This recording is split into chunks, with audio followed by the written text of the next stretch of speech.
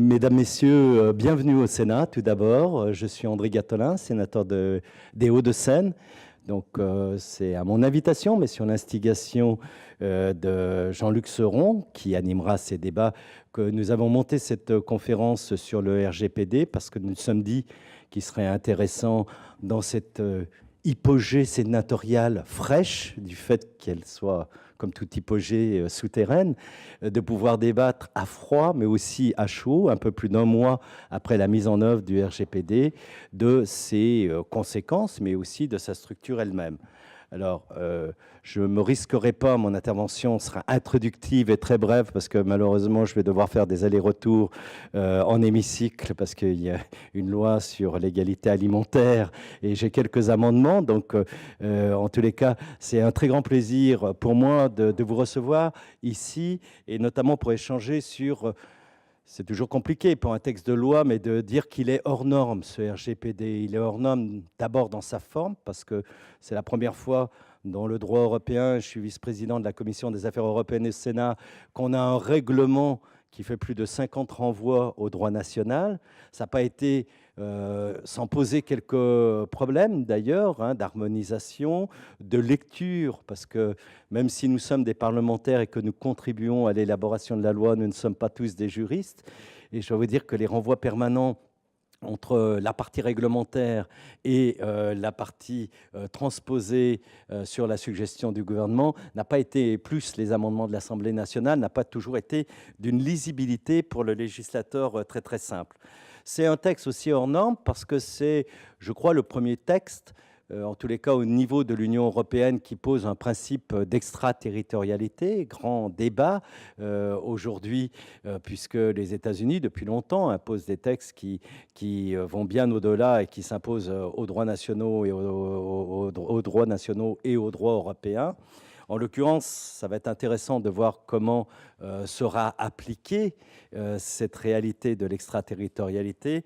Vous l'avez sans doute vu dans la presse, il y a une étude récente du Conseil norvégien des consommateurs qui a déjà alerté sur le fait que certains grands groupes du numérique, Google et Facebook pour ne pas les nommer, jouaient un peu de la complexité pour éviter d'appliquer pleinement ce texte. Donc on verra le rapport de force qui s'établira.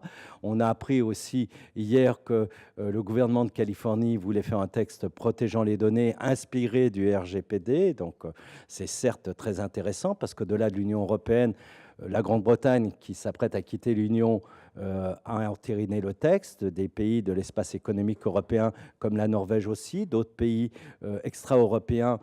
Donc il y aurait une réelle influence du droit européen qui se mettrait en place. Quant à l'adaptation ou la loi spécifique que compte faire la Californie, j'attends avec beaucoup d'intérêt de voir s'il s'adressera, sur quel territoire il s'appliquera et est-ce qu'il s'appliquera aux sociétés de droit californien, qui est quand même le droit le plus libéral qui soit, notamment c'est celui sur lequel reposent beaucoup d'entreprises du numérique international d'origine américaine. Donc voir le périmètre, là pour le moment, ça fait partie des questions. Et puis, c'est un texte, enfin, et je terminerai par cette question, par ce sujet, qui est hors norme aussi dans la manière dont il a été procédé pour, je dirais, le transposer.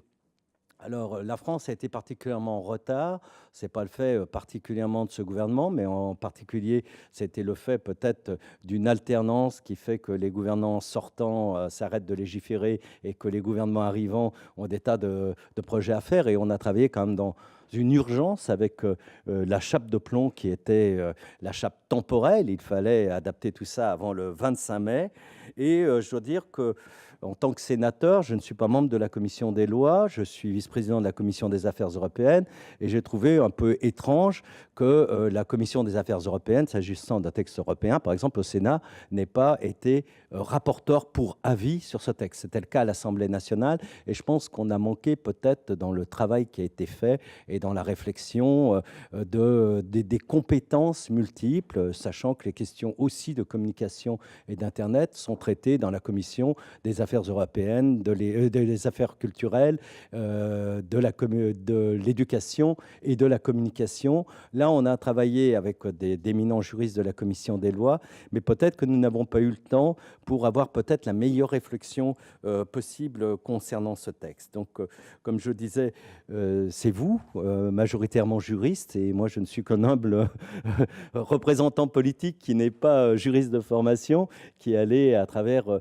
les débats animés par Jean-Luc Seron voir ce qu'il en est, et notamment la question aujourd'hui de la mise en œuvre un mois après. Puis on attend encore des décrets d'application qui vont sans doute jouer un rôle important dans la visibilité et la réalité du texte dans le droit français. En tous les cas, je vous remercie encore pour votre présence et puis je vous souhaite une bonne séance de travail. Merci.